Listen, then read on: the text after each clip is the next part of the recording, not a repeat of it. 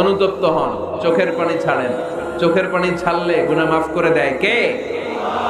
কত ঘুষ খাইছেন, কত সুদ খাইছেন, আপনার পাপ অন্যায় যত বড় হোক না কেন, আমার আল্লাহর দয়া তার চাইতেও বড়। জায়নামাজটা বিছিয়ে দেন, সিজদায় পড়ে চোখের পানি ছেড়ে দেন। চোখের পানির চাইতে বড় শক্তিশালী কোনো বিষয় পৃথিবীতে নাই। জোরে বলেন ঠিক কিনা? 2 ফোঁটা পানি আল্লাহর কাছে সবচাইতে প্রিয়। এক হচ্ছে জিহাদের ময়দানে শহীদের গা বেয়ে ঝরে পড়া রক্তের ফোঁটা, আর 2 হচ্ছে অনুতপ্ত বান্দার চোখের পানির ফোঁটা। এই চোখের পানির ফোঁটার এত দাম।